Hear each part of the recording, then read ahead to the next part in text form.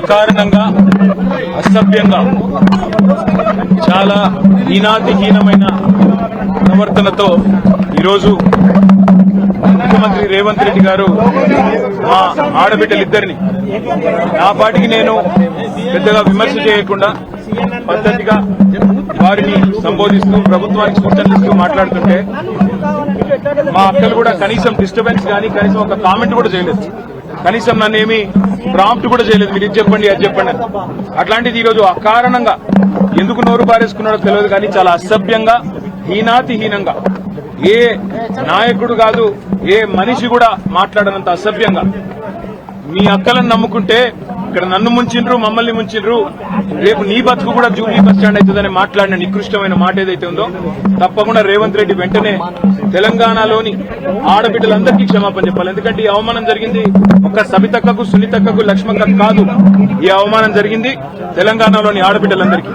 మహిళల్ని నమ్ముకుంటే నట్టేట మునుగుతారన్నట్టు మహిళా తల్లుల్ని నమ్ముకుంటే బతుకు బస్టాండ్ అవుతుంది అన్నట్టు ముఖ్యమంత్రి మాట్లాడిన మాట ఏదైతే ఉందో నిజంగా కూడా హేయం శోచనీయం.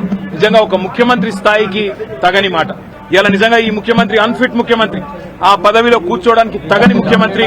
మహిళల్ని అవమానించి కూడా అప్పుడప్పుడు నోరు జారినా సంస్కారం ఉన్న వాళ్ళు ఏం చేస్తారు?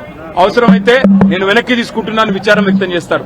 ఇంత అహంకారం ఇంత కండకావరంతో ఈరోజు ఆడబిడ్డల్ని వారిని అవమానించిన ముఖ్యమంత్రికి తప్పకుండా తెలంగాణ ఆడబిడ్డల ఉసురు తాకుతుంది. ఈ వైఖరి మార్చుకో, పద్ధతి మార్చుకో.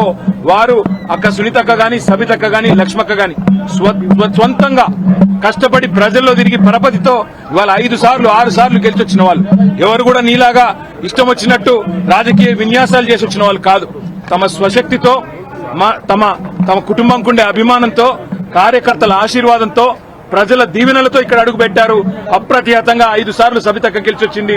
సునీతక్క కూడా గతంలో మంత్రిగా పనిచేసినారు. లక్ష్మక్క కూడా జెడ్పీ చైర్మన్ గా శాసనసభ్యురాలుగా పనిచేసింది. అలాంటి మహిళలుగా పట్టుకొని ఇవాళ నోటికొచ్చినట్టు వాగడం అనేది ముఖ్యమంత్రికి తగదు. ఇప్పటికైనా సిగ్గు తెచ్చుకొని బుద్ధి తెచ్చుకొని ముఖ్యమంత్రి బేషరతుగా క్షమాపణ చెప్పాలి. ఇక ముఖ్యమంత్రి ఇట్లున్నాడంటే ఉప ముఖ్యమంత్రి ఏం చక్కగా లేడు. ఆయన వస్తాడు ఏం ముఖం పెట్టుకొని వచ్చిందంటాడు. నేను అడుగుతున్నా, ఏం మొహం పెట్టుకొని నువ్వు వచ్చినావు?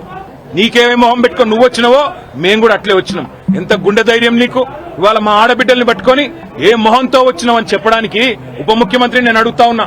ఏ రకంగా అంత ధైర్యంగా, ఏ రకంగా అంత ఇష్టం వచ్చినట్టు మాట్లాడే అధికారం నీకు ఎవరిచ్చింది? అధికారం ఎవరికి శాశ్వతం కాదు. 10 ఏళ్లు మేము అక్కడున్నాం. మేము ఎప్పుడన్నా అవమానించినామా ఆడబిడ్డల్ని తరిక? ఎన్నడన్నా ఒక్క రోజన్నా ఎప్పుడన్నా నోరు జారినా వెంటనే విచారం వ్యక్తం చేసినాం. ఇవాళ నేను కూడా ఏదో సందర్భంలో ఏకవచనంతో సంబోధించినానని చెప్పి అవతల నుంచి అభ్యంతరం వస్తే వెంటనే విచారం వ్యక్తం చేసినాం. అది కేసీఆర్ మాకు నేర్పిన సంస్కారం. మరి నీకెవరు చదువు చెప్పిండ్రో ఎవరు సంస్కారం నేర్పిండ్రో నాకు తెలియదు కానీ తెలంగాణ ఆడబిడ్డలన్నీ గమనిస్తున్నారు. ఇప్పటికే నువ్వు చేసిన మోసాలతో విసిగిపోయి ఉన్నారు. ఇలా మా ఆడబిడ్డలకు జరిగిన అవమానం వాళ్ళిద్దరికి ముగ్గురికి జరిగింది కాదు. ఇది తెలంగాణ ఆడతల్లులకు జరిగిన ఆడబిడ్డలకు జరిగిన అవమానం. వాళ్ళ ఉసురు నీకు ఖచ్చితంగా దాక్తది. సిగ్గు తెచ్చుకో, బుద్ధి తెచ్చుకో, కొద్ది జ్ఞానం తెచ్చుకొని ఇకనైనా క్షమాపణ చెప్పు. చెప్పకపోతే తప్పకుండా దీనికి ఇంత కూడా అనుభవిస్తామని చెప్పి రేవంత్ రెడ్డిని అదేవిధంగా ఉప ముఖ్యమంత్రిని నోటికొచ్చినట్టు వాగడం కాదు. దయచేసి ఇకనైనా సమయంతో వ్యవహరించండి, లేకపోతే ఊరుకోమనే మాట కూడా వారికి విజ్ఞప్తి చేస్తూ థాంక్యూ.